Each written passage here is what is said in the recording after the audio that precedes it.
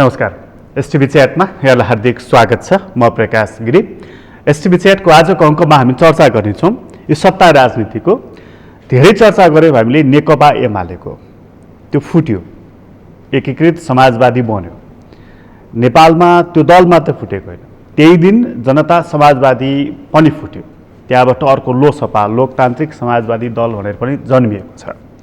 एकै दिन दुई दल जन्मिए। हामी कहाँ उच्च राजनीतिक चेत भएका मानिसहरू दल विभाजन हुनु लोकतन्त्रको लागि हानिकारक छ, घातक छ भनिरहेका थिए। तर अध्यादेश यस्तो आयो 20% भए पनि दल या केन्द्रीय समितिमा दल विभाजन हुन सक्छ भनेर। त्यसै आधारमा जसपा पनि फुट्यो, त्यसै आधारमा नेकपा एमाले पनि फुट्यो। यो लोकतन्त्र चाहिँ हिजो करिब 2/3 मत भएको नेकपा हुँदा कति बलियो थियो। त्यो नेकपा रहेन, माओवादी भयो, एमाले फुट्यो। अब 3 टुक्रा जुन भयो, अब लोकतन्त्र कति खतरामा छ। त्यो लोकतन्त्र जसपा हिजो बलियो दल थियो, त्यो फुट्यो, अहिले 2 टुक्रा भएको छ। अब कमजोर कति भयो। आजको अङ्कमा चाहिँ हामी यो लोकतन्त्र कमजोर हुने भनेको चाहिँ दल कमजोर हुँदैमा हो भनेदेखि 7 साल यतिदेखि यता धेरै राजनीतिक दलहरू जन्मिए। ती धेरै पटक टुटफुट फेरि जुट हुँदै फेरि टुटफुटमै गइरहेका छन्। लोकतन्त्र कति कमजोर भयो, अब कति कमजोर हुन्छ। आजको अङ्कमा चाहिँ हामी दल र प्रणालीसँगको सम्बन्ध अलिकति जोडेर कुरा गर्नेछौँ भने प्रणाली परिवर्तन गर्न नेताहरू राजनीतिक पार्टीहरू सफल हुने, त्यसपछिको अवस्थामा चाहिँ नि परिवर्तनको सङ्केत अनुसार जनतालाई सुविधा दिनको लागि, डेलिभरी दिनको लागि चाहिँ असफल हुने, यो प्रणालीको दोष हो कि पात्रको दोष हो। पात्रको दोष हो भने अहिले हामीले गरिरहेका छलफलहरूले कहाँनिर समाधान दिन्छन् त्यहाँ पनि चर्चा गर्नेछौँ। हामीसँग आज कुराकानीको लागि स्टुडियोमा हुनुहुन्छ डम्बर खतिवडा, जनता समाजवादी पार्टीसँग सम्बद्ध व्यक्तित्व हुनुहुन्छ अनि एउटा विश्लेषकको रूपमा लेख रचनाहरू पनि बारम्बार लेखिरहेको परिचित व्यक्तित्व हुनुहुन्छ। यहाँलाई स्वागत छ। धन्यवाद। अलिकति चाहिँ सुरुमा तपाईँको पार्टीकै कुरा गरौँ। तपाईँहरू चाहिँ अलिकति उच्च राजनीतिक चेत भएको मान्छेहरू चाहिँ के भन्नुहुन्थ्यो भने होइन यो दल विभाजन हुनुहुन्न, लोकतन्त्रमा दल विभाजन हुने त अत्यन्तै घातक कुरा हो भन्दै भन्दै भन्दै भन्दै तपाईँहरूकै दल विभाजन भयो। दल विभाजन हुँदाखेरि पनि तपाईँहरूले न आँखाबाट आँसु निकाल्नु भयो, न बडा चिन्तित हुनुभयो, न गम्भीर हुनुभयो, ठिकै भयो बरु भन्ने तहमा पुग्नुपर्ने कारण चाहिँ किन हो? अब हेर्नुहोस्, अब दुईवटा चिज हुने रहेछ। एउटा त सिद्धान्तको कुरा होइन, प्रिन्सिपलको कुरा, र अर्को चाहिँ प्र्याक्टिस व्यवहारको कुरा। अब प्रिन्सिपल्ली के हुनु राम्रो हुन्छ भन्ने एउटा विश्लेषण हो होइन, तर हाम्रो समाजको प्रवृत्तिहरू कसरी विकसित भइरहेछ भन्ने चाहिँ दोस्रो कुरा हो। सिद्धान्त त अहिले पनि म के भन्छु भने नेपालमा राजनीतिक दलहरूको अनावश्यक विभाजन गलत हो, त्यो ठिक छैन। त्यसले लोकतन्त्रलाई पनि राम्रो गर्दैन, हाम्रो जनताको मानसिकतालाई पनि त्यसले खुसी राख्दैन, सहज बनाउँदैन। यस्तो प्रवृत्तिलाई हामीले लामो समयसम्म लानु हुँदैन।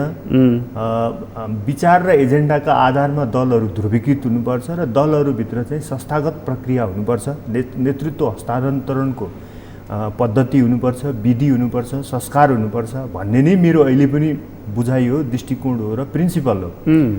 तर प्र्याक्टिसमा सबै मान्छेहरूको बुझाइ त्यस्तो हुँदो रहेछ होइन। मानिसहरू विभिन्न प्रकारका राजनीतिक स्वार्थहरू, अझ तपाईँलाई अलिकति भन्ने हो भने नेपालमा राजनीतिक दलहरू फुट्ने टुटफुट हुनेका 4-5वटा कारणहरू रहेछन् भित्र खोतलेर हेर्दा। एउटा कारण चाहिँ हाम्रो डेमोक्रेसीको संस्कार नै रहेछ, जुन 7 सालदेखि नै बन्दै आयो नि। 7 सालमा नेपाली कङ्ग्रेसमा बिपी कोइराला, मातृका कोइराला, अगाडि कङ्ग्रेस बन्दाखेरि तपाईँको दिल्ली रमन रेग्मी र बिपी कोइराला होइन, अथवा कम्युनिस्ट पार्टी बन्दाखेरि तपाईँको पुष्पलाल मनमोहन र तपाईँको केशरजङ रायमाझी। यो टेन्डेन्सी जुन हाम्रो आयो नि, एउटा त यो संस्कृति नै हाम्रो दलीय संस्कृति नै त्यो जन्मदेखि नै त्यसरी बनेको रहेछ। लोकतान्त्रिक खालको रहन्छ। लोकतान्त्रिक त लोकतन्त्रकै लागि, तर लोकतन्त्रको सुसङ्गति चाहिँ नभएको होइन, एउटा कारण त्यो रहेछ। दोस्रो कारण चाहिँ हाम्रो सामाजिक संस्कारहरूबाट जुन आउँछ नि यो शक्तिपूजक संस्कृति होइन, त्यो रहेछ। मतलब टोलरेन्सको भावना, सहिष्णुताको भावना कम, शक्ति प्राप्त गर्नुपर्छ जसरी पनि भन्ने भावना चाहिँ बढी रहेछ हाम्रो। यो दोस्रो कारण। तेस्रो कारण चाहिँ सत्तामा भएका जतिखेर जुन दलहरू फुट्दै हुन्छन् या फुटाइन खोजिँदै हुन्छन् त्यतिखेरमा भएका सत्तामा बस्ने शासकहरूको मनोवृत्ति कसरी के छ? किन राज्य संयन्त्रले पनि त उसलाई त फेसिलिटेट गरिरहेको हुन्छ।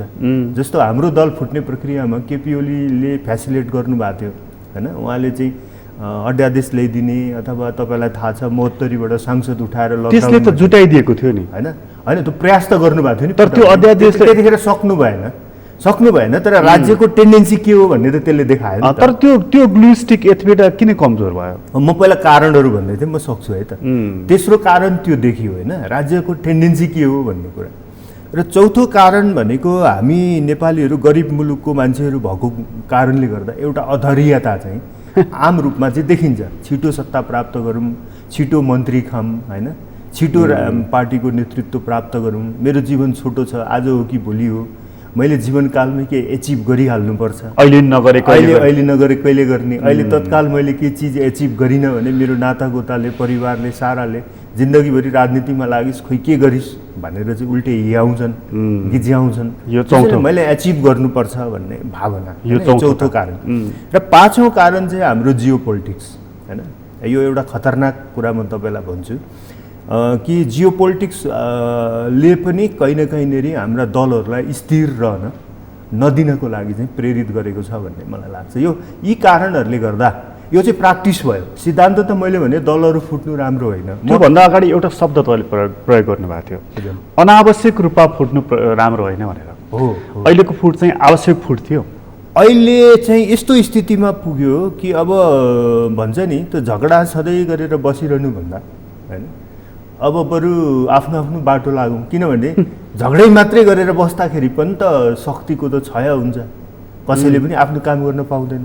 बरु आफ्नो आफ्नो बाटो लाग्यो भने त भनेको झगडामा सम्पूर्ण ऊर्जा त्यही खर्च हुन्छ होइन। अनावश्यक दलहरू एकै ठाउँ हुनुपर्छ, सँगै हुनुपर्छ भन्ने कुरा ठिक हो, तर अनावश्यक रूपमा त्यहाँ सँगै बसेर त्यहाँ अरू कुनै क्रिएटिभ काम हुँदैन होइन, कुनै आफ्नो आफ्नो बाटो लाग्न पाइँदैन, सोचेको कामहरू गर्न पाइँदैन, उसलाई डिस्टर्ब गर्छ, उसलाई डिस्टर्ब गर्छ होइन भने त सँगै बसेर पनि केही काम भएन।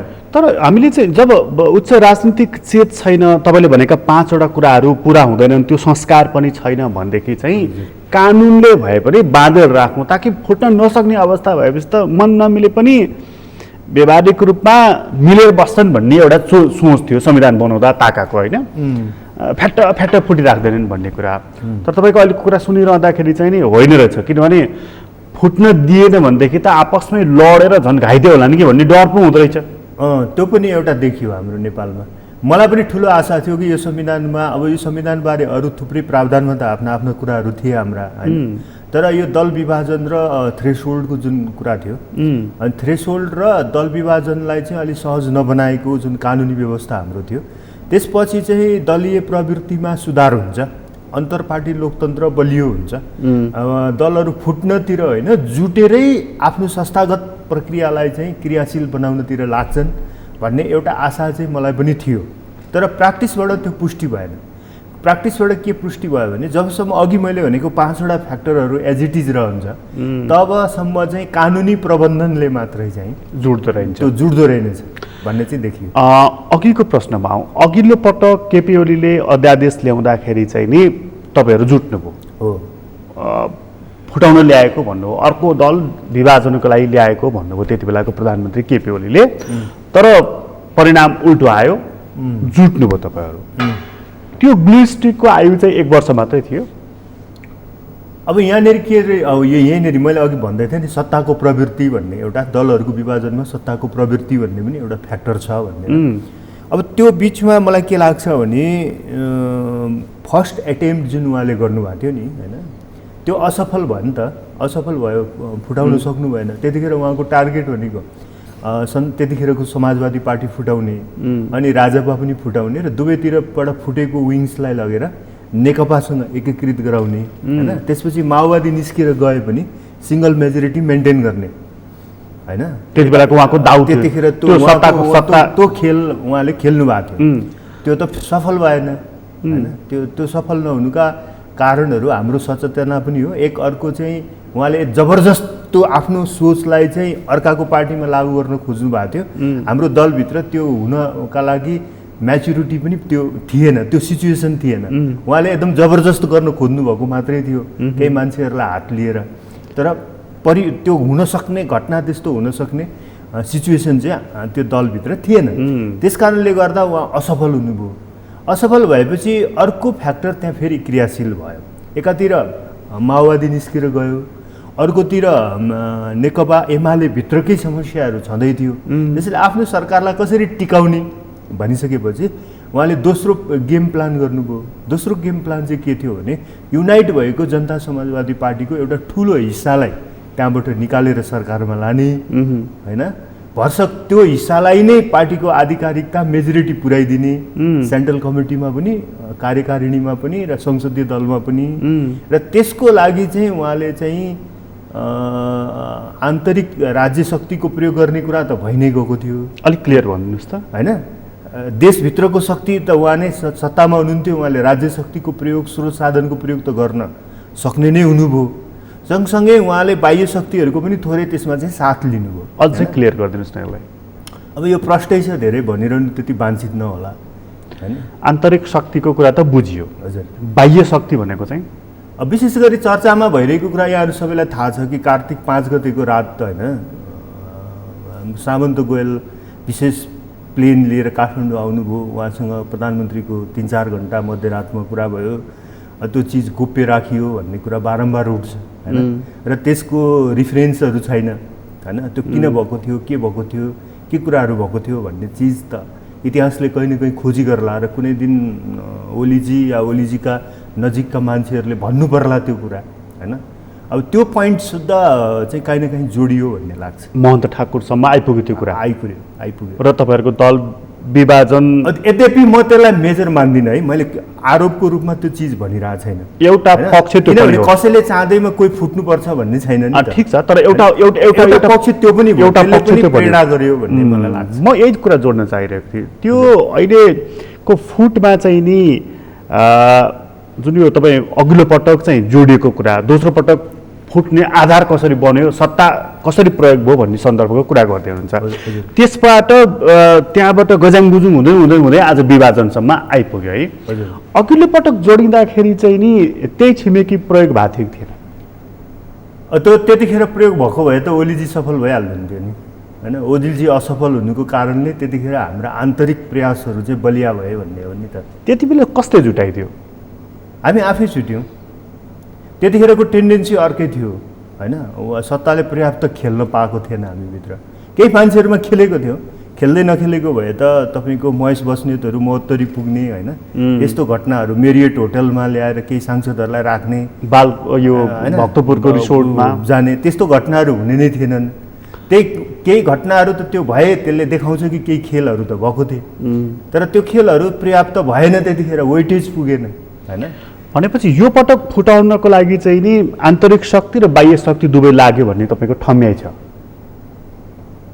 मुख्य त आन्तरिकै हो होइन, तर त्यसमा काहीँ न काहीँ अरू शक्तिहरूको पनि भूमिका छ भन्ने हामीलाई लाग्छ।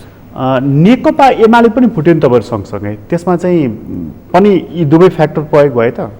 अब आन्तरिक रूपमा हेर्नुहोस्, यस्तो हुन्छ कि यो जियो पोलिटिक्सको बारेमा डिप्लोमेसीको कुरा पनि आउँछ होइन, पार्टी बिचको सम्बन्धको कुरा पनि आउँछ, राज्य बिचको सम्बन्धको कुरा पनि आउँछ।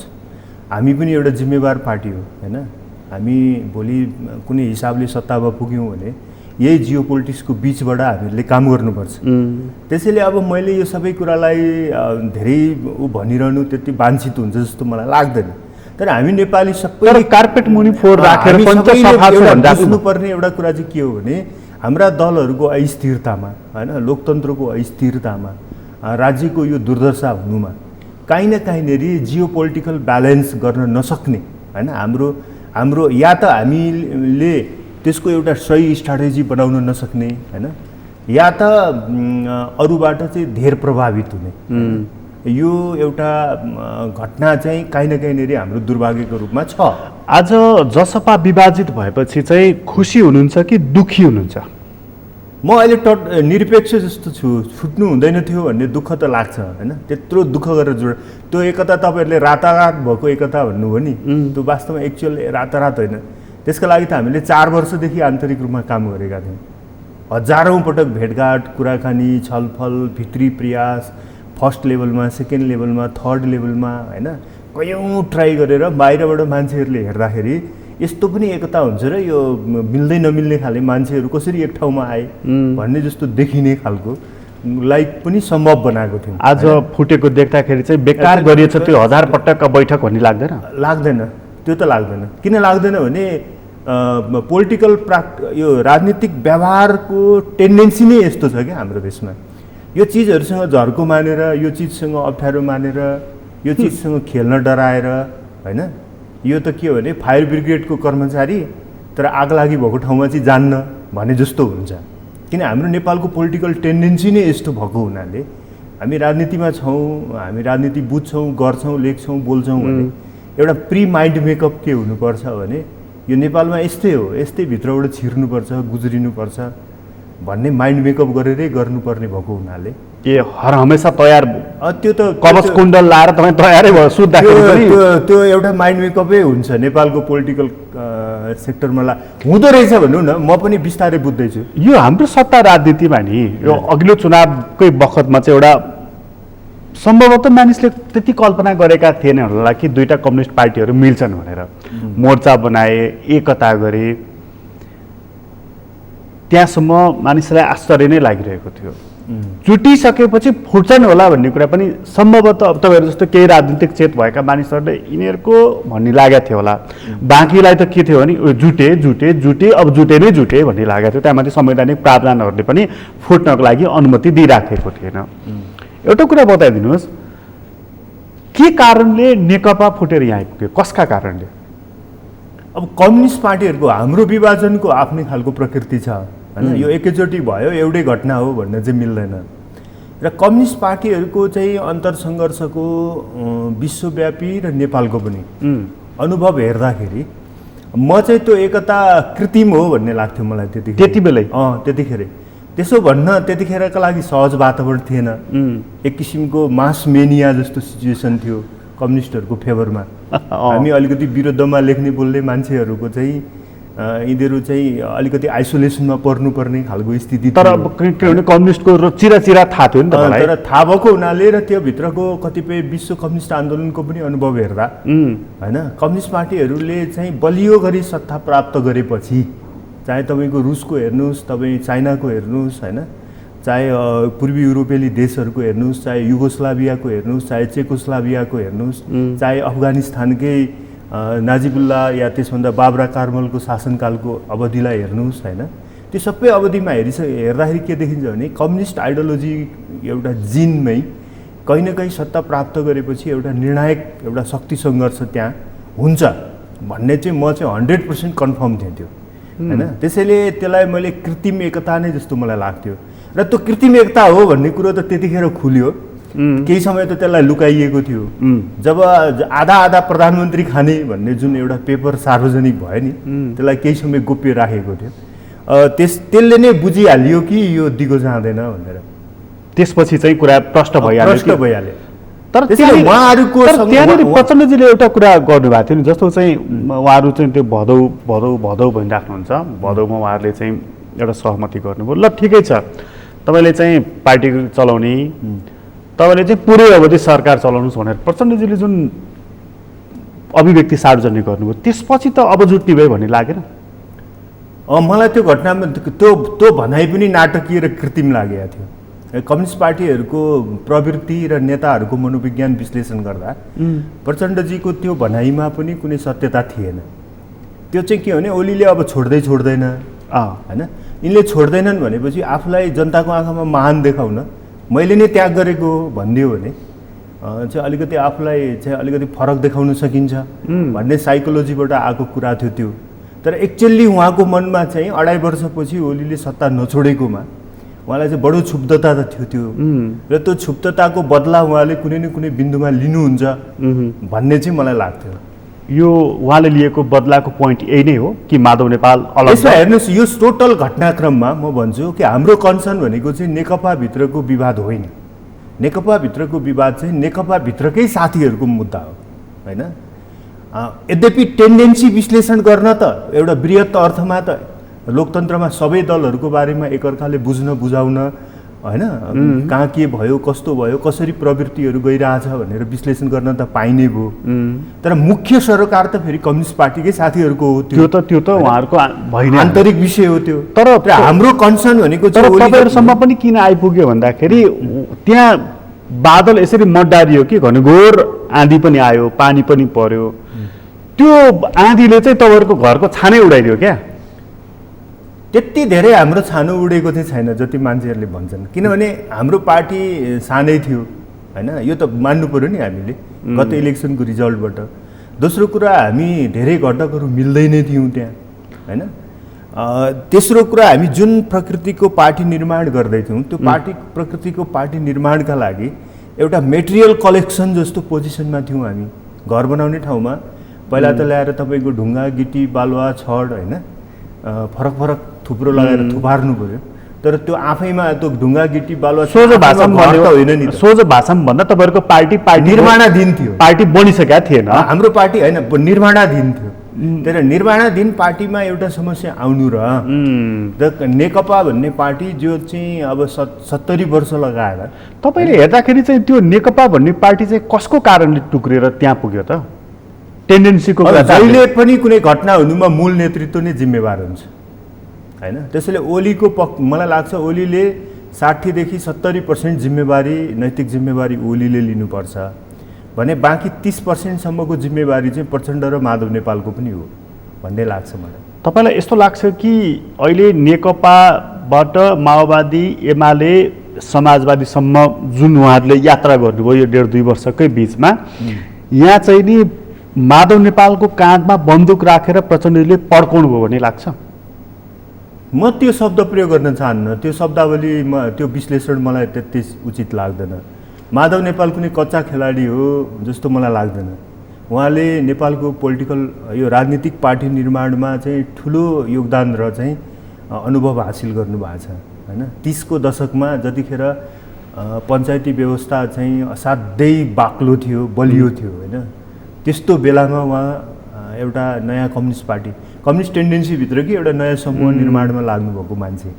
करिब 15 वर्ष तपाईँले नेकपा एमाले जस्तो ठुलो बलियो पार्टीको उहाँले नेतृत्व गर्नुभयो होइन। देशको प्राइम मिनिस्टर हुनुभयो, उप प्रधानमन्त्री हुनुभयो, परराष्ट्र मन्त्री हुनुभयो होइन। तपाईँको जियो पोलिटिकल्ली राष्ट्रिय अन्तर्राष्ट्रिय शक्ति केन्द्रसँग उहाँले आफ्नै खालको सम्बन्ध पनि बनाइसक्नु भएको भनेपछि त्यसैले माधव नेपाललाई केही पनि नबुझ्ने कच्चा खेलाडी हो, प्रचण्डले सजिलै युज गर्न सक्छन् भन्ने कुरा मलाई त्यति ठिक लाग्दैन। भनेको प्रचण्डले चाहिँ लट्ठ्याए मोहनी लगाएर यहाँसम्म ल्याइ पुर्याए, पार्टी फुटाइदियो र ओलीमाथि बदला लिए। माधव नेपाल चाहिँ ओलीबाट अथवा एमालेबाट टाढा हुँदै जानु, प्रचण्डजीको नजिक हुँदै जानुमा मुख्य प्रचण्डको कला होइन कि त्यसमा चाहिँ ओलीजीको असहिष्णुता नै जिम्मेवार छ।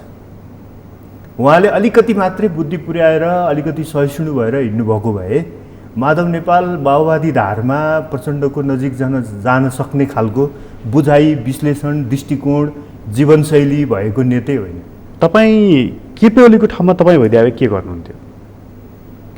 यो त गाह्रो कुरा हो, तर मेरो फर्स्ट जिम्मेवारी चाहिँ हुन्थ्यो कि नेकपा एमाले भित्रको त्यतिखेरको नेकपाको एकतालाई जोगाउनु होइन र संस्थागत प्रक्रियाहरूलाई चाहिँ अपरेट गर्नु। जस्तो साथीहरूको गुनासो छ भने आउनुहोस् त सेन्ट्रल कमिटीमा बसौँ, 5 दिन लगाएर सेन्ट्रल कमिटीको बैठक गरौँ, तपाईँहरूले पनि सबै आफ्नो कुरा भन्नुहोस्, मैले पनि सबै आफ्नो कुरा भन्छु। मेरो पक्षमा मेजोरिटी पुग्यो भने म पार्टी अध्यक्ष रहन्छु, मेजोरिटी पुगेन भने पार्टी अध्यक्ष छोडिदिन्छु। त्यस्तै गरी संसदीय दलमा आउनुहोस् छलफल गरौँ, संसदीय दलमा मेरो पक्षमा मेजोरिटी पुग्यो म प्रधानमन्त्री रहिरहन्छु, मेरो पक्षमा संसदीय दलको मेजोरिटी पुगेन भने म संसदीय दलको नेता र प्रधानमन्त्री छोडिदिन्छु भनेर यसरी संस्थागत प्रक्रियालाई अपरेट गर्थेँ मैले। तर पार्टीको चेयर गरिरहेको मान्छेलाई चाहिँ एउटा इगो पनि हुन्छ नि कि जस्तो दलको नेता छ, पार्टीको अध्यक्ष छ, प्रधानमन्त्री छ र के भनिन्छ भने तिमीले कसलाई राजदूत बनाउन लागेको पहिला पार्टीलाई जानकारी देऊ, पार्टी कमिटीबाट अनुमोदन गर अनि लैजाऊ भनेर। यस्तो कुराले प्रधानमन्त्रीको इगो हर्ट हुँदैन? हुन्छ, त्यसमा मेरो थोरै फरक धारणा छ। कि संसदीय लोकतन्त्रमा पार्टीको सरकार भनेको पार्टीकै हुन्छ। त्यसले पार्टीको पोलिसी के जस्तो जुन घोषणापत्रमा भनिएको, पार्टीको डकुमेन्टमा भनिएको हैन, पार्टीको सेन्ट्रल कमिटी, महाधिवेशन या नेसनल काउन्सिलहरूले डिसिजन गरेको कुराहरू चाहिँ त्यो सरकारले नाग्न पाउँदैन। यो बुझ्नुपर्छ कि त्यो पार्टीकै सरकार हो। तर डे टु डे हुन्छ नि, डे टु डे कुरा, कहाँ एउटा कर्मचारी नियुक्त गर्नु पर्यो, कहाँ एउटा राजदूत नियुक्त गर्नु पर्यो हैन, त्यस्तो चिजमा चाहिँ पार्टीले असाध्यै धेरै, पार्टीले आफ्नो कुरा भन्नुपर्छ हैन, पार्टीले प्रस्ताव राख्न पाउँछ। तर त्यो कुरा प्रधानमन्त्रीले मान्यो कि मानेन भनेर त्यही चिजलाई चाहिँ मुख्य बनाउनु, त्यसरी चाहिँ संसदीय लोकतन्त्रको शासन प्रशासन चल्दैन। केही न केही होइन, डे टु डे प्रशासनमा केही न केही सहजता प्राइम मिनिस्टरलाई पार्टीले दिनुपर्छ। पोलिसीमा 1 इन्च पनि दिनु हुँदैन। सिद्धान्तमा, विचारमा, कार्यदिशामा र जुन नीति तथा कार्यक्रम या बजेट मार्फत आउने कुराहरू हुन्छन् नि, त्यो चिज चाहिँ पार्टीकै सिद्धान्त अनुसार हुनुपर्छ। त्यसमा एकदम त्यसलाई प्रधानमन्त्रीलाई 1 इन्च पनि दायाँ बायाँ गर्ने अधिकार पार्टीले दिनु हुँदैन। तर सामान्य डे टु डे प्रशासनमा चाहिँ मेरो मान्छे राजदूत नियुक्ति गर, मेरो मान्छे जिएम बनाइनस् हैन, यस्तो खालको खुर्चे थाप्नु चाहिँ त्यो चाहिँ संसदीय लोकतन्त्रको विश्वव्यापी मान्यता परम्परा अनुरूप चाहिँ होइन भन्ने मलाई लाग्छ। त्यस मानेमा चाहिँ प्रचण्ड र माधव नेपालका पनि कमजोरीहरू छन्। अघि मैले 30% भने 30% तपाईँले जुन भन्नुभयो त्यो 30% कमजोरी प्रचण्ड माधव नेपालको छ भनेर मैले भने, यो उहाँहरूले डे टु डे पोलिटिक्समा पनि भाग खोज्न थाल्नुभयो कि मेरो मान्छे राजदूत परेन, मेरो मान्छे राष्ट्रिय सभामा आएन हैन, त्यो चाहिँ मलाई ठिक संस्कृति हो भन्ने लाग्दैन। एउटा कहीँ न कहीँ यो असहिष्णुताको र यो विग्रहको पछाडिको कारण कहीँ न कहीँ यो हो भन्ने तपाईँलाई लाग्छ? 30% वेजेड भने नि त 70% त ओलीकै भागमा छ फेरि, किनभने उहाँले त्यो पार्टीभित्रको द्वन्द्व म्यानेज गर्न नसक्दा तर अब राष्ट्रलाई त्यसको मूल्य चुकाउने बिन्दुमा पुर्याउनु भयो, लोकतन्त्रलाई त्यसको मूल्य चुकाउने बिन्दु। तर अब तपाईँको नेकपा शक्तिशाली नेकपा थियो, त्यहाँबाट चाहिँ त्यति पनि भएन। एमाले शक्तिशाली हिजोकै ब्रान्ड थियो नि त, त्यो पनि रहेन। अब त कसका इगो के बाँकी रहेर, अब त के मतलब भयो र? अब न एमाले रह्यो, न नेकपा रह्यो, न केपी ओली, न माधव नेपाल। उही के भन्दाखेरि देखाइदिएँ मैले भन्ने एउटा बाहेक के बाँकी रह्यो त? अब यो त उहाँहरूले अब आत्मसमीक्षा गर्नु होला। मेरो दृष्टिकोणबाट हेर्दा उहाँहरूले सबै चिज गुमाइसक्नुभयो। सबैभन्दा ठुलो कुरा त उहाँहरूले आफ्नो नैतिक क्लेमहरू थियो नि, मोरल क्लेमहरू थियो नि, हामी कम्युनिस्ट हौँ, हामी फरक हुन्छौँ, हामी बुर्जुवा पार्टीभन्दा फरक हौँ, हामी सत्ताको लागि राजनीति गरे होइन, हामीले सर्वहारा र गरिबको लागि राजनीति गरेको, हाम्रो सत्ता आयो भने भूमिहीनहरूले आवास पाउँछन्, शिक्षा स्वास्थ्य निःशुल्क हुन्छ, हामी त कम्युनिस्ट पो त भन्ने जुन उहाँहरूको क्लेम थियो, त्यो क्लेम चकनाचुर भयो। उहाँहरूले गुमाएको सबैभन्दा ठुलो कुरो त्यो। तपाईँहरूले गुमाएको चाहिँ के हो? हाम्रो विभाजनबाट मलाई लाग्छ हामीले पार्टीभित्रको अन्तर्व्यवस्थापनमा केही कुराहरू सिक्नुपर्छ। हामीले आफ्नो क्लेम गुमाएको छौँ जस्तो लाग्दैन, किनकि यी दुई समूहहरू लामो समयदेखि सँगै पनि थिएनन् हैन, यिनीहरूको ब्याकग्राउन्ड पनि फरक थियो हैन। त्यसैले हामी लामो एकतामा बसेको पनि होइन, हामी सत्तामा सँगै बसेको पनि होइन। हाम्रो एकता भएको भर्खरै 1 वर्ष जस्तो हुँदै थियो।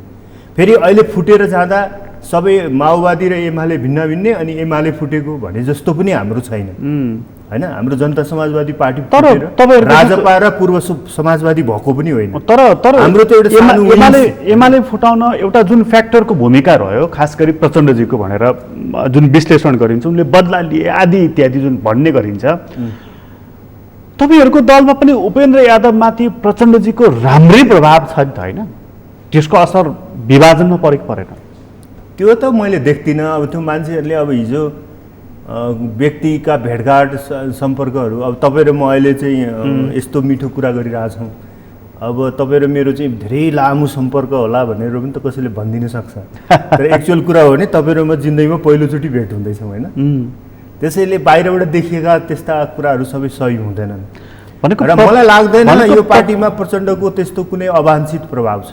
जनता समाजवादी पार्टीमा कुनै मेरो प्रभाव छ भन्ने उहाँले कुनै भ्रम राख्नु भएको छ भने त्यो पनि छोडिदिनु भए हुन्छ र जनतालाई बाह्यबाट हेर्दाखेरि त्यस्तो केही देखिएको छ भने त्यस्तो पनि नसोचे हुन्छ।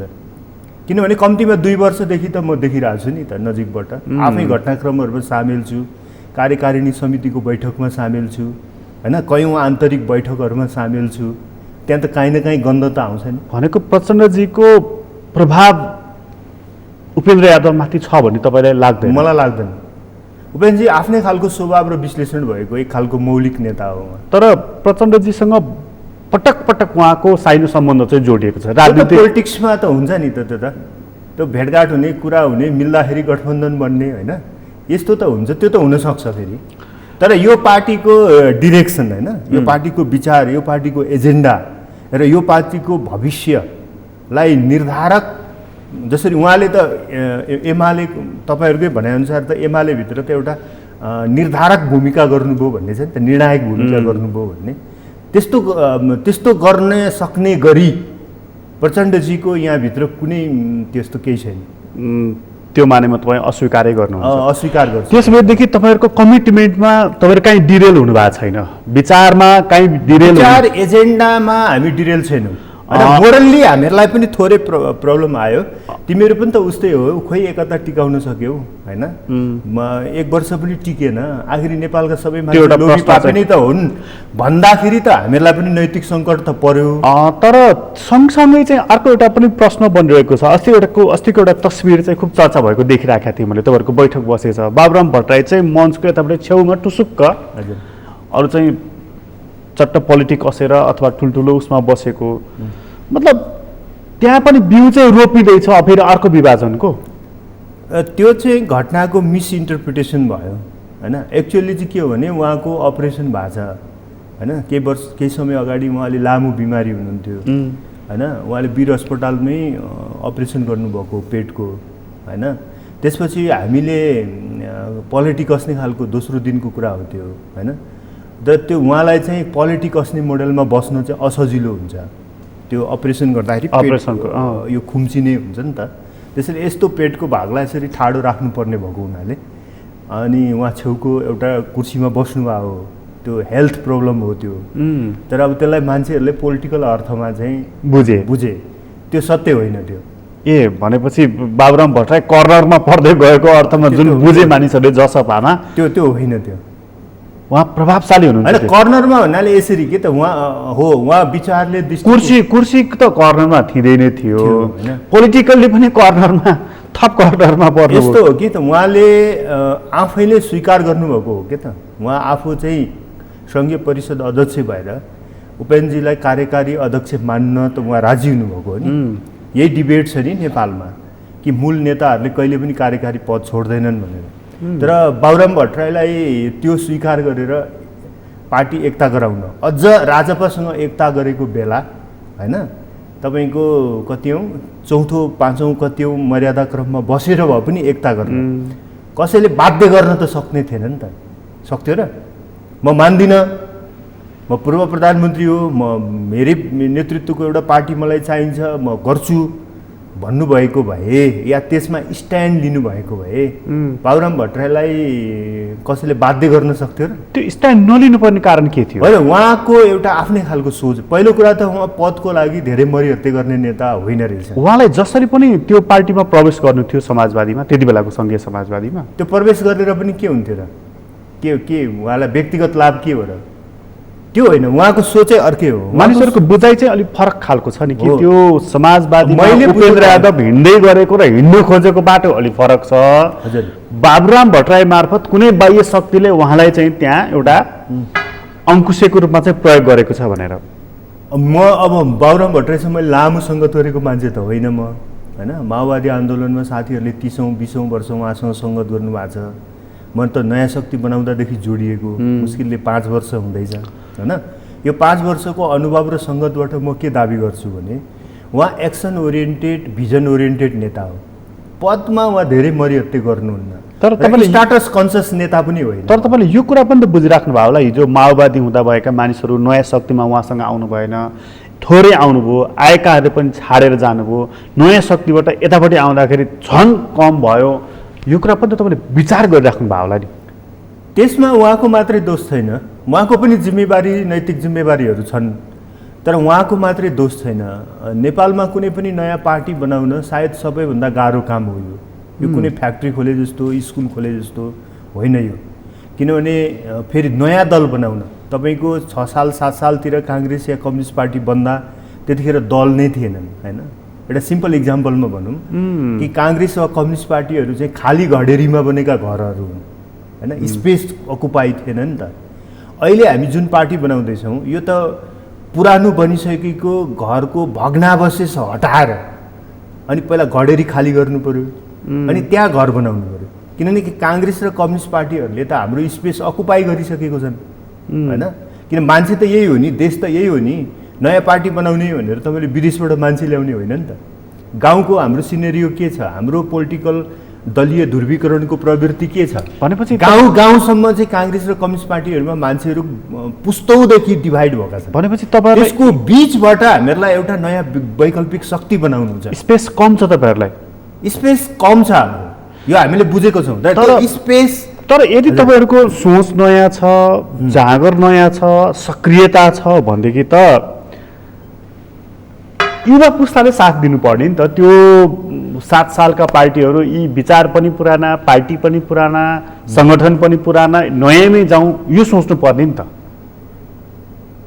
सोच्दैछ युवा पुस्ताले, सोच्दैछ, तर उसलाई सोच्न पनि समय लाग्छ नि त। एक थरी हामीले पनि आफ्नो सक्रियताबाट, निष्ठाबाट, प्रतिबद्धताबाट होइन, लामो सङ्घर्षबाट त्यो पुष्टि गर्नुपर्ने होला होइन। मान्छेहरूलाई भ्रम पनि होला नि त। धेरै पार्टीहरू आए, दर्ता भए, 2 वर्ष पनि चलेन, अनि कतिपल्ट पार्टी फेर्ने, यसलाई आज समर्थन गर्यो यो पनि चल्ने हो कि होइन भन्ने खालको भ्रम पनि परेको होला। नयाँ शक्तिको पिरियडमा त्यस्तो पनि भएको थियो अलिकति। अथवा यसो भनौँ, युवा पुस्ता चाहिँ रिस्क लिन चाहँदैन राजनीतिमा? नेपालको अहिलेको युवा पुस्ताको राजनीतिक मनोविज्ञान है, अरू थुप्रै मनोविज्ञान, मैले राजनीतिकै भन्दैछु होइन। राजनीतिक मनोविज्ञान अध्ययन गर्दा मैले के देख्छु भने यो चाहिँ हाम्रो पुस्ता, हामी युवा हुँदाको जस्तो चाहिँ छैन। हामी युवा हुँदा चाहिँ हामी कस्तो थियौँ भने रेभोल्युसनरी लिट्रेचर पढ्ने, सिनेमा हेर्ने पैसा पनि हुँदैन थियो, नेट पनि थिएन, मोबाइल पनि थिएन, स्रोत साधनहरू पनि कम थियो, यातायात पनि कम थियो, स्कुल कलेजहरू पनि कम थिए होइन, स्तरीय शिक्षा पनि हामीहरूले पढेको भनेको त्यति बेलाको युवा चाहिँ अलिकति क्रान्तिकारी स्वभावको थियो। के अरे दुःख धेर थियो होइन, फ्यासिलिटी भौतिक सुविधाहरू थिएनन्, अनि विश्वसँगको पहुँच पनि कम थियो, ग्लोबलाइजेसन थिएन। अनि हामी रेभोल्युसनरी लिट्रेचर पढ्ने र क्रान्तिमा होमिने, पुरै समर्पित हुने, त्यो मोडलको पुस्ता थियो हाम्रो। भने अहिलेको पुस्ता चाहिँ के छ भने ग्लोबलाइजेसन भएको छ, विश्वमा पनि उसको अपर्च्युनिटी छ होइन, शिक्षा पनि अलि टेक्निकल र अलि राम्रो, अहिलेको स्कुल कलेजहरू अलि राम्रो छन् होइन, अङ्ग्रेजी शिक्षा पनि अलि राम्रो लिएको छ। त्यसैले उसले इन्टरनेटबाट विश्व पर्सपेक्टिभलाई पनि अङ्ग्रेजी साहित्य मार्फत, भाषा मार्फत पढ्न बुझ्न सक्दछ। त्यसैले अहिलेको नयाँ पुस्ताले चाहिँ कम्पेरेटिभली हेर्छ त्यो। हामी तुलनात्मक रूपमा हेर्दैनथ्यौँ। हाम्रो स्टेट फरवर्ड मिसन हुन्थ्यो, रेभोल्युसन गर्ने, पञ्चायत राजतन्त्र हटाउने, लोकतन्त्र ल्याउने होइन, जनताको सत्ता स्थापित गर्ने र देशलाई चाहिँ नयाँ नेपाल बनाउने भन्ने हाम्रो स्टेट फरवर्ड भिजन। त्यो स्टेट फरवर्ड भिजन थियो, तर कसरी ल्याउने भन्ने भिजन चाहिँ थिएन। फेरि कसरी ल्याउने भन्ने कुरामा कन्फ्युजन थियो। त्यो फेजमा त सोच कम थियो। किन कम थियो भने त्यतिखेर लड्नु नै थियो मुख्य कुरा थियो। लडिसकेपछि जब पुराना सत्ताहरू भत्केलान्, लिडरसिपले सोच्ला नि त केही गर्ला भन्ने आशा थियो होइन। स्टेट फरवर्ड कमिटमेन्ट र चाहिँ तपाईँको होपबाट चाहिँ हाम्रो पुस्ता गाइडेड थियो भने अहिलेको पुस्ताले चाहिँ इन्फर्मेसनको सूचनाको बहुआयामिकताले गर्दा अहिलेको तुलनात्मक विश्लेषण गर्छ। यो तुलनात्मक विश्लेषणमा उसले कुनै एउटा रिजन, एउटा साइन्टिफिक रिजन, कुनै मेजरमेन्ट गर्नका लागि योग्य मापदण्ड नभइकन चाहिँ तपाईँलाई विश्वास गर्दैन। मलाई एउटा कुरा बताइदिनुहोस्, यो तपाईँको पार्टीमा मात्र होइन, हरेक पार्टीमा, कङ्ग्रेसमा भन्नुहोस्, एमालेमै भन्नुहोस्, यो पुस्ता चाहिँ त्यहाँ युवा भनेका कसैले दोस्रो पुस्ता भन्छन्, कसैले युवा भन्छन्। अब यो यसमा फेरि अलग्गै डिबेट गर्न सकिन्छ। फर्स्ट लेयर भन्दा मुनिका भनिदिउँ एउटा सौजो भाषामा, यसलाई डिबेटलाई सजिलो पार्नको लागि। त्यो कति रिस्क लिने पुस्ता छ, त्यो पोलिटिकल रिस्क। अब यो पुस्ता विश्लेषण एउटा फरक कन्सेप्ट हो होइन। मेरो नेपालको लोकतान्त्रिक आन्दोलनमा पुस्ता विश्लेषणको मेरो आफ्नै अवधारणा छ। मैले 1990 देखि हैन 2020सम्मको एक्टिभ भएको नाम चिनिएको मान्छेहरूलाई पहिलो पुस्ता भन्छु। अहिलेको ओलीहरूलाई म पहिलो पुस्ता भन्दिनँ हैन। 20 देखि 40 को दशकमा एक्टिभ भएकोहरूलाई दोस्रो पुस्ता भन्छु। त्यसै अहिले अधिकांश पार्टीको नेताहरू चाहिँ मूल नेताहरू चाहिँ दोस्रो पुस्ताको हुनुहुन्छ। अहिले जसलाई मान्छेहरूलाई यङ अब गर्नुपर्छ भनिरहेछन् त्यो चाहिँ तेस्रो पुस्ता हो। र गगनहरू चाहिँ मेरो नजरमा चौथो पुस्ता हो। चौथो पुस्ता हो हैन। कांग्रेसभित्र चाहिँ बीपी कोइराला, गणेशमान, गिरिजा बाबु, किशुनजीहरू फर्स्ट हुनुहुन्थ्यो हैन। अहिलेको शेरबहादुर, रामचन्द्रहरू उहाँहरू सेकेन्ड हो। अब सेकेन्ड पुस्ताको धेरै मान्छे कांग्रेसमा अब छैन। अहिले अब यो विमलेन्द्र निधिहरू आदि इत्यादिहरू चाहिँ थर्ड हो भने गगनजीहरू चाहिँ फोर्थ हो हैन। अरू पार्टीमा पनि मेरो एनालाइसिस यही खालको हो। तपाईको त्यो एनालिसिसले त एमालेमा केपी ओली नै सेकेन्ड केपी ओलीहरू सेकेन्ड पुस्ता हो, त्यहाँ सेकेन्ड जेनेरेसन हुनुभयो। सेकेन्ड जेनेरेसन हो भने घनश्यामजीहरू, विष्णु पौडेलहरू चाहिँ थर्ड हो। त्यहाँ फोर्थ पुस्ता त्यति बलियो देखिँदैन जति कांग्रेसमा देखिन्छ हैन। चौथो पुस्ताको सबैभन्दा इमर्जिङ फोर्स मैले या त कांग्रेसमा देख्छु या त विवेकशील साझामा देख्छु। जस्तो उज्जवलजी चौथो पुस्ताको नेता हुनुहुन्थ्यो हैन। उहाँ त थर्ड पनि होइन, तर चौथो पुस्ताको भए पनि उहाँको निधनको बेला हामीले देख्यौँ देशभरि जुन सेन्टिमेन्ट एउटा त्यसले उहाँले पद प्राप्त गर्नुभयो भएन, तर नेपाली सोसाइटीलाई झकझकाउनु त भएछ नि हैन। गगनजी भोलि प्राइम मिनिस्टर हुनु होला नहुनु होला, तर नेपाली समाजलाई उसले एक प्रकारले झकझकाइरहेको छ भन्ने कुरा मैले मान्छु। यो मोडेलबाट हेर्दा फर्स्ट पुस्ताको नेताहरूको आफ्नै हिस्ट्री छ, त्यो अहिले लामो व्याख्या नगरौँ। सेकेन्ड पुस्ताको नेताहरूमा चाहिँ डुअलिटी क्या। पहिलो पुस्ताको नेताहरूले निष्ठाको राजनीति गरे र इतिहासमा सम्मानित भए अधिकांश हैन। यद्यपि त्यहाँ पनि अपवादहरू छन्। दोस्रो पुस्ताको नेताहरूले सङ्घर्ष पनि गरे, सत्ताभोग पनि गरे हैन। त्यसैले सङ्घर्ष गर्दा उनीहरूको हिस्ट्री राम्रो देखियो, सत्ता भोग गर्दा र सत्ता सञ्चालन गर्दा उनीहरूको हिस्ट्री चाहिँ विकृत देखियो। त्यसैले यो दोस्रो पुस्ता चाहिँ के भने पहिलो पुस्ता जस्तो सम्मानित बन्न चाहिँ सकेन। यो थर्ड पुस्ता भन्ने जुन छ नि यो सबैभन्दा बेकामे छ है। किन? ओभरअलमा हैन। यो पहिलो पुस्ताको जस्तो निष्ठाको राजनीति पनि गर्दैन हैन।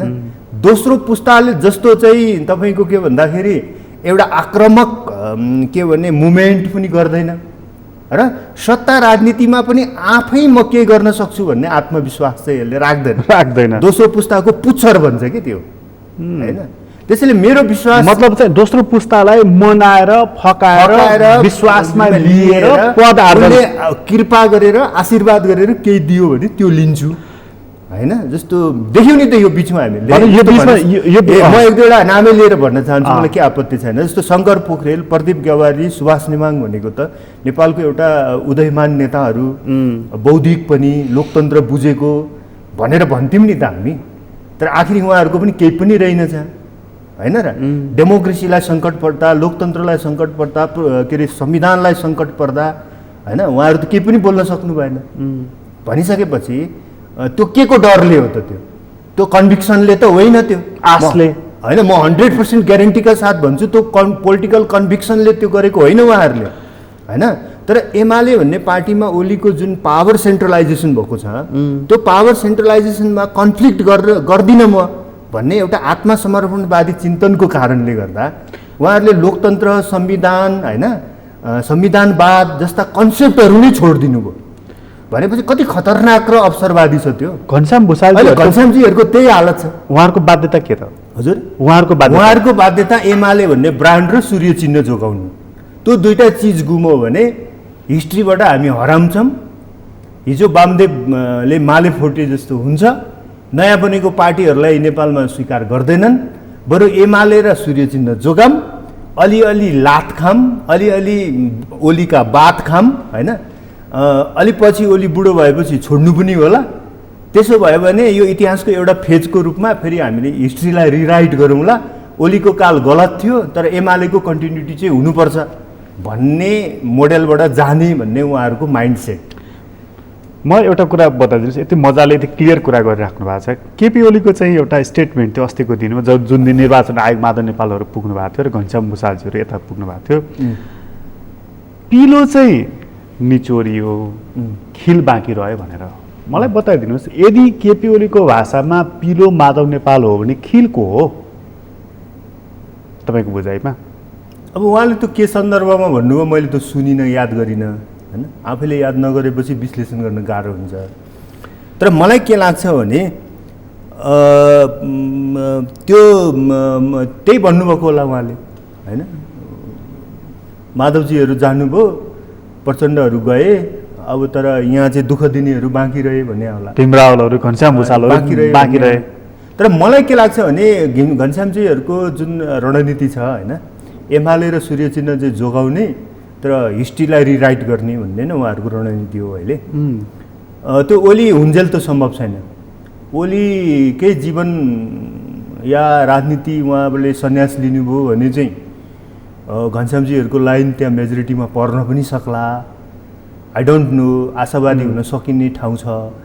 तर उहाँहरूले सोचे जस्तो तुरुन्तै 2-4 महिनामा मङ्सिरमा महाधिवेशन गरेर त्यो महाधिवेशनले, एमालेको महाधिवेशनले प्रतिनिधि सभा विघटन गलत थियो, ओलीको शासनकाल गलत थियो भनेर विश्लेषण गर्छ भन्ने मलाई चाहिँ विश्वास छैन। म यसैमा जोडेँ, जस्तो त्यो एमालेमा आज माधव नेपाल हुनुहुन्न, झलनाथ खनाल पनि हुनुहुन्न, वामदेव गौतम यता कि उता हुनुहुन्छ, मोरललेस हुनुहुन्न भनेर भन्नुपर्छ। किनभने उहाँले बोलेको पछिल्लो कुरालाई सुन्ने हो भनेदेखि उहाँको बोलीमा त त्यस्तै छ। तर जे होस्, अब त्यहाँ रहेको तपाईँको भाषाको सेकेन्ड जेनेरेसनको फर्स्ट लिडर केपी ओली मात्रै हुनुहुन्छ। मङ्सिरमा महाधिवेशन गर्दा पुस्तान्तरण गर्नको लागि त सुन्दर अवसर हो नि त। त्यसो गरेर युवा पुस्ताले आऊ, शङ्कर आऊ, अथवा ईश्वर आऊ। ओलीले नेतृत्व छोड्नुहुन्छ भन्ने मलाई विश्वास छैन। छोडिदिनु भयो भने उहाँलाई धन्यवाद भनौँला होइन। फेरि उहाँको विश्लेषण, उहाँको इतिहासप्रतिको योगदानलाई नयाँ ढङ्गले पुनर्समीक्षा गरौँला। तर तपाईँलाई विश्वास? तर मलाई व्यक्तिगत रूपमा त्यो विश्वास छैन। यतिका धेरै 3 वर्षका घटना भइसकेपछि उहाँको पनि मोरल दायित्व हुन्छ कि एकपल्ट आफ्नै नेतृत्वमा चुनावमा जानु र जनताले के परिणाम दिन्छन् र उहाँका गतिविधिलाई चाहिँ पिपुल्सले के बुझेको रहेछ, हिस्ट्रीले के बुझेको रहेछ भनेर रेकर्डेड गराएर मात्रै छोड्नु उहाँको मोरल दायित्व पनि हुन्छ। अब र चाहिँ अहिलेको हकमा त हामी ओलीलाई नै प्रतिस्पर्धी बनाएर लड्नुपर्छ भन्छु म। त्यसो गर्दा तपाईँहरूको पोजिसन के हुन्छ? होइन, हाम्रो पोजिसन त जनताले निर्धारण गरे अनुसार हुन्छ। तर यो 3 वर्षको गतिविधिलाई ओलीजम भनेर जसलाई हामीले भन्यौँ, जसको विरुद्ध हामी 3 वर्ष लड्यौँ, जसलाई अदालतले पराजित गर्यो होइन, दुईपल्ट प्रतिनिधि सभा विघटन भयो होइन, कम्युनिस्ट पार्टी फुट्यो, 3 टुक्रा भयो, यो सबै चिज चाहिँ जनतालाई कस्तो लागेको छ भन्नका लागि त ओलीकै नेतृत्वमा एमाले चुनावमा जानु पर्यो नि। घनश्यामजीको नेतृत्वमा ओलीको एमाले चुनावमा गयो भने यी घटनाहरूको विश्लेषण जनमतबाट हुँदैन नि। ओलीजीले नै त्यसको नेतृत्व गर्नुपर्छ। नेतृत्व गरेर एक चुनाव जानु पर्यो। अनि उहाँले जित्नुभयो भने के पुष्टि भयो भने उहाँले 3 वर्षमा गरेको चिजहरू जनतालाई मन परेको थियो, त्यो ठिक थियो भन्ने। र उहाँले हार्नुभयो भने के पुष्टि भयो भने उहाँले 3 वर्षमा गरेको चिजहरू जनताको अदालतबाट पनि पराजित भयो। केवल वैधानिक अदालतबाट मात्रै होइन कि जनताको अदालतबाट पनि पराजित भयो भन्ने पुष्टि हुन्छ। त्यो चिज गराउनका लागि त झगडिया एकपल्ट जनताको अदालतमा आफै जानु पर्यो नि त। तपाईँको आग्रह छ यो चाहिँ? मेरो हो। त्यसले म त के भन्छु भने आउने चुनावमा हाम्रो मूल प्रतिस्पर्धी ओली हुनुपर्छ। ओलीजी मैदानबाट भाग्नु हुँदैन महाधिवेशन गरेर नेतृत्व छोडेर। त्यसो भयो भने हिस्ट्रीको मूल्याङ्कन जनताले गर्न पाउँदैन कि। तपाईँहरू सरकारमा चाहिँ कहिले प्रवेश गर्नुहुन्छ? यो चाहिँ छोटोमै अब यो त टेक्निकल कुरा भयो, यसमा धेरै बहस गर्नुपर्छ जस्तो मलाई लाग्दैन। आउने हप्तातिर हुनसक्छ। उपेन्द्रजीकै नेतृत्वमा कि? त्यो पनि अहिले बहस नगरौँ। व्यक्ति केन्द्रित, अब पहिला मन्त्रालय क्लियर होस्, सङ्ख्या क्लियर होस्, अनि मात्रै व्यक्तिमा जाने भन्ने कुरा छ हाम्रो। अहिले चाहिँ यो टेक्निकल कुरा हो भने छाडिदिउँ। अहिले चाहिँ एउटा समाजवादीको लहर चलेको छ। मसँग समय त बिल्कुल थोरै छ, तर तपाईँहरू समाजवादी, तपाईँहरूसँग फुटेर गएको पनि समाजवादी, माधव नेपाल पनि समाजवादी हो, अब काङ्ग्रेस उहिलेदेखि प्रजातान्त्रिक समाजवादी हो, अब बाँकी रह्यो नेकपा एमाले र माओवादी केन्द्र। हजुर है। प्रचण्डजीले अस्ति एउटा आह्वान गर्नुभएको छ विचार मिल्नेहरूसँग एकता बन्द शब्द त कम्युनिस्ट भन्नुभएको छ। अब यो वातावरण राजनीतिक पोलराइजेसनको ध्रुवीकरणको एकताको वातावरण बन्दै बन्दै तपाईँहरू चुनावसम्म एकताको बाटोसम्म पनि जानुहुन्छ?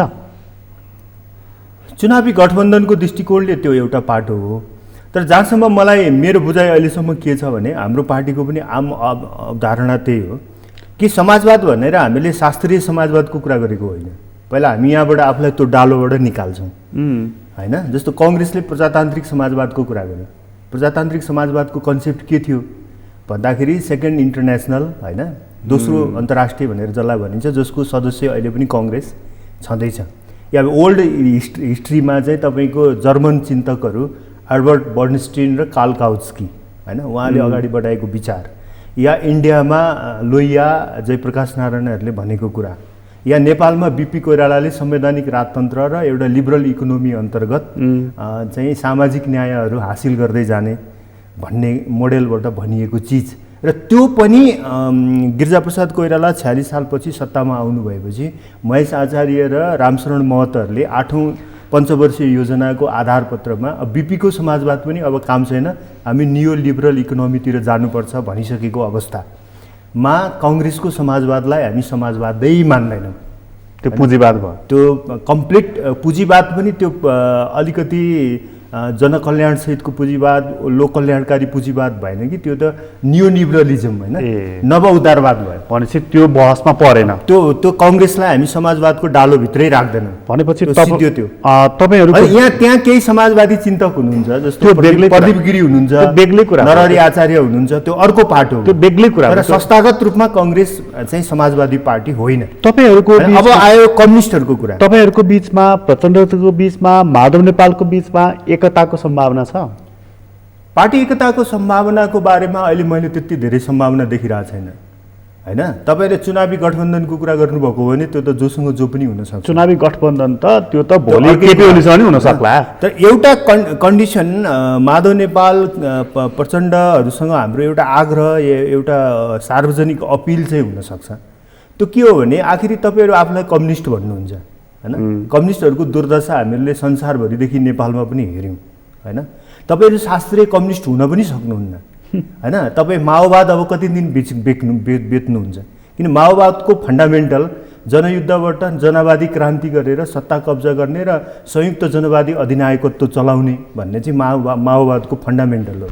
त्यो फन्डामेन्टलमा तपाईँ हुनु पनि हुन्न होइन। तपाईँले अहिले राज्यविहीन, वर्गविहीन होइन, के अरे समाज बनाउने पनि होइन, साम्यवादको जुन कल्पना हो भनिसकेपछि त्यो चिजहरू जुन धेरै बासी, पुरानो, थोत्रो, काम नलाग्ने भइसक्यो। आखिरी माधव नेपालले पनि अगाडि नेकपा भनेर ब्रान्ड राखे पनि फोकस त समाजवादमै गर्नुभयो हो होइन।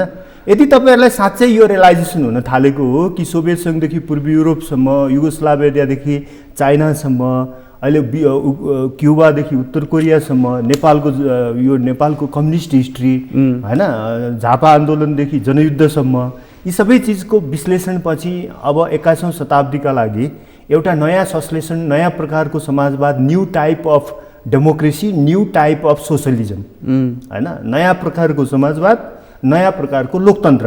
र लोकतन्त्र र समाजवाद चाहिँ फेरि एकसँगै हुनु पर्यो होइन। शास्त्रीय कम्युनिजममा त त्यो पनि हुँदैन नि त होइन।